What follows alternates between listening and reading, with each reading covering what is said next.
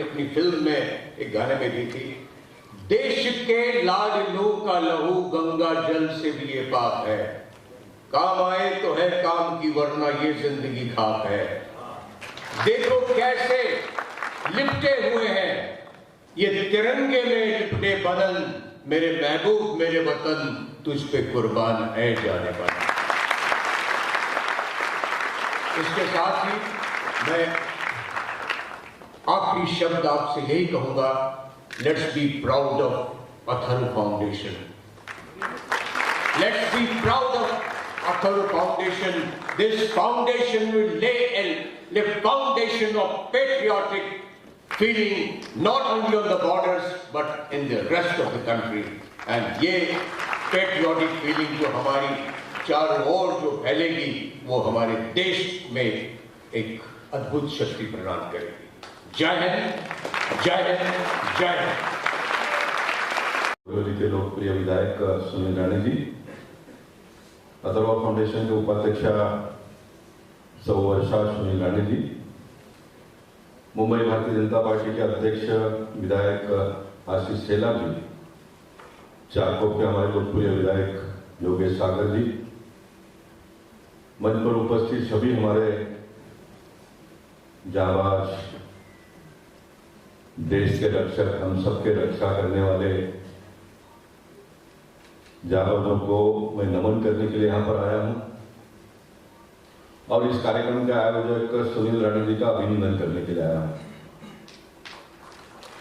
क्योंकि देश की रक्षा करने वाले शूरवीर जवानों का सम्मान करने का मौका हम जैसे राजनीतिक क्षेत्र में बड़े बड़े पदों पर काम करने वाले लोगों को भी बहुत कम मिलता है, और आप जैसे लोगों को तो लगभग मिलता ही नहीं है, ऐसा मैं कहूँगा तो कोई अतिशयोक्ति नहीं होगी। लेकिन उस कमी को पूरा करने के लिए साल भर में कुछ ऐसे दिन आते हैं, और ऐसे दिनों में से एक कारगिल दिवस हम हर साल मनाते हैं, और उस कारगिल दिवस के अवसर पर आप सब लोग यहाँ पर आए, हमारे जाबाज शूरों का अभिनंदन करने के लिए, उन्हें वंदन करने के लिए, उनको नमन करने के लिए और जो शहीद हुए हैं उनको याद करने के लिए। मैं मानता हूं कि इससे बड़ा सुनहरा अवसर किसी भी व्यक्ति के जीवन में कोई हो नहीं सकता है और ऐसा अवसर सुनील राणे जी ने उपलब्ध करवा के दिया। इसके अकेडमी में चेन्नई में उन्होंने ट्रेनिंग लेके पास आउट होके 1995 में वो आर्मी में ज्वाइन हुए। 1996 में उन्होंने ऑफिसर यंग कोर्स जो पूना सीएमए में चलता है वो किया और 96 में कैप्टन पद पे उन्होंने अपना कमीशन लिया। उन्होंने अपने जीवन में बेंगलोर में कमांडो कोर्स, उसके बाद बॉम्बे इंजीनियर ग्रुप पूना में बॉम्ब डिस्पोजल कोर्स, उसके बाद महू में वेपन कोर्स किया और एक कुशल युद्ध नीतिक सैनिक बने। जब कारगिल का युद्ध शुरू हुआ तब वो असम में पोस्टिंग थे और एक युद्ध नीति जानने वाले सैनिक की कारगिल में बहुत ज्यादा जरूरत थी, इसलिए उनको असम से कारगिल युद्ध में बुलाया गया। उनका यूनिट था फर्स्ट बिहार और फर्स्ट बिहार को जिम्मेदारी सौंपी गई थी कि बटाली सेक्टर जो सबसे ऊंचाई पर नागरिकांमध्ये देशभक्तीच्या भावना जागृत व्हाव्यात आणि त्या विजयाचा आनंद बरोबरीने देशातल्या नागरिकांमध्ये सहभागितेतनं व्यक्त करावा आणि बलिदानी परिवारातील लोकांना सुद्धा आपल्या या कार्यक्रमाचा सहभागी आणि संवेदना व्यक्त करण्यासाठी बरोबर घेऊन येणं या स्वरूपाचा हा कार्यक्रम अतिशय उत्तम अथर्व फाउंडेशनने केला आणि म्हणून या कार्यक्रमाला माझ्या शुभेच्छा आहेत. मोदी साहेब महाराष्ट्राचे दुश्मन आहे अशी टीका संजय राऊत यांनी केली सर, काय प्रतिक्रिया? संजय राऊत आणि उबाटा सेना हे खऱ्या अर्थाने महाराष्ट्राचे द्वेष्टे आहेत. महाराष्ट्रात येणाऱ्या प्रत्येक व्यवसायाला आणि रोजगाराला, मग तो नाणार असेल का तो आरामको असेल का ते वाढवणचं बंदर असेल, या सगळ्या येणाऱ्या गुंतवणुकीला विरोध करणारे पहिले म्हणजे उबाटा सेना. म्हणजे महाराष्ट्रातल्या युवकाच्या हाताला काम मिळू नये असा महाराष्ट्र द्वेष हा उबाटा सेना आणि संजय राऊत करतात. बरोबरीने कुठलंही विकासाचं काम असेल तर कोस्टल रोडलाही पहिल्यांदा विरोध, मुंबई नागपूर एक्सप्रेसवेला पहिल्यांदा विरोध, मुंबईच्या नवीन होऊ घातलेल्या एअरपोर्टला विरोध. विकास हा महाराष्ट्रात होऊच नये या पद्धतीने भूमिका घेणारे संजय राऊत आणि उबाटा सेना हे महाराष्ट्र द्वेष्टे आहेत, म्हणून त्यांनी दुसऱ्याला त्यांनी शिकवू नये. लाडकी बहीण योजनेबाबत त्यांनी सांगितलं की पैसे कुठून आणणार, हे योजना बंद होणार, सरकार जाणार. या सगळ्यांना सुप्रीम कोर्टाने जे असे प्रश्न आणि शंका उपस्थित करतात त्यांना अतिशंकेखोर असं म्हटलेलं आहे.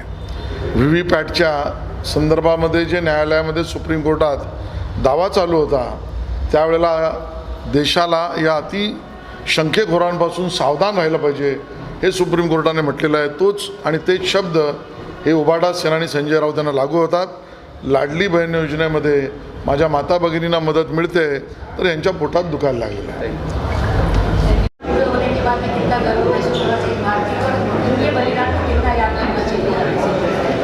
आज अथर्व फाउंडेशन के माध्यम से कारगिल विजय दिवस के उपलक्ष्य में बहुत ही सुंदर ऐसे कार्यक्रमों का आयोजन अथर्व फाउंडेशन ने किया है. सबसे पहले 25 वर्ष आज कारगिल विजय दिवस के उपलक्ष्य में कारगिल हमने सभी ने देखा था, हम सभी ने उसके बारे में जानकारी हासिल की थी और कारगिल के युद्ध को जब हमें विजय मिली उसको आज 25 वर्ष पूरे हुए. इसके लिए आज सबसे पहले मैं देशवासियों को मनपूर्वक शुभेच्छा देता हूँ और सबसे पहले हमारे कारगिल इस विजय गाथा के साथ साथ जिन वीर सैनिकों ने अपने बहादुरी के साथ अपने प्राणों को बलिदान करते हुए इस हिंदुस्तान की भूमि की सुरक्षा की, ऐसे हमारे सभी शहीद जवानों के प्रति सच्ची श्रद्धा रखते हुए उन्हें मैं श्रद्धांजलि अर्पित करता हूं और उनके परिवार के साथ पूरा देश खड़ा है, ये भी संदेश आज के 25 वर्ष कारगिल विजय दिवस के उपलक्ष्य में सभी को आश्वस्त करता हूँ. हम सबको पता है कि कारगिल का युद्ध 25 वर्ष पहले लड़ा था और तभी के स्वर्गीय प्रधानमंत्री श्री अटल बिहारी वाजपेयी जी के कल्पकता से उन्होंने जिस प्रकार से पाकिस्तान ने आक्रमण करने के पश्चात कारगिल की ऊंचाई या कारगिल की ऊंची चोटियों पे पाकिस्तान के सेना ने आक्रमण के पश्चात भारतीय सेना के जाबाज सैनिकों ने अपने प्राणों की आहुति देते हुए इस कारगिल के युद्ध को जीता था। उसको आज 25 वर्ष हो गए। अथर्व फाउंडेशन लगातार पूरे देश भर में कार्यक्रम करता ही रहता है। आज के कारगिल विजय दिवस का तो बहुत ही महत्व है। तो 25 वर्ष पहले यानी 25 वर्ष तक जिनकी उम्र आज सरासरी 20, 22, 25 है, उनका शायद जन्म भी नहीं हुआ था। तो हमारे देश के प्रति सच्ची श्रद्धा रखना, हमारे सैनिकों के प्रति सम्मान रखना और ये देश का इतिहास आज के नौजवान पीढ़ी को मालूम हो। और कारगिल युद्ध ये सबसे कठिन, सबसे भयंकर, सबसे भीषण युद्ध था, जिसके बारे में जानकारी हासिल करने के लिए रशिया से लेकर अमेरिका तक उन देशों के सैन्य या फिर सैनिक यहाँ पर आते हैं, उसकी जानकारी लेते हैं। क्योंकि 20,000 फुट की ऊंचाई पर बर्फीली ठंड में 0 से नीचे 10 और 15 डिग्री सेल्सियस में युद्ध को कैसे लड़ा गया। भारत के जवानों ने साहस, बलिदान, त्याग, निष्ठा, देशभक्ति, देश प्रेम, ये सभी को देखते हुए भारत के सैनिकों के प्रति श्रद्धा रखने का ये कार्यक्रम है। और इसके लिए कारगिल ये सभी के हृदय का विषय है। और तिरंगा अगर कहीं पर लहराता है तो तिरंगा सभी भारतीयों के हृदय में लहराता है। पर इसके लिए कारगिल विजय दिवस के उपलक्ष्य में मैं सबको शुभेच्छा देता हूँ। ये जो नई पीढ़ी है जिसकी उम्र 25 साल है, तो 25 साल के पहले कारगिल हुआ था, तो कारगिल के बारे में वो निश्चित रूप से जानकारी हासिल करे। देश को मजबूती और रक्षा देने वाले हमारे सैनिकों के प्रति सम्मान और सच्ची श्रद्धा रखे, यही आज कारगिल के उपलक्ष्य में सभी को संदेश है।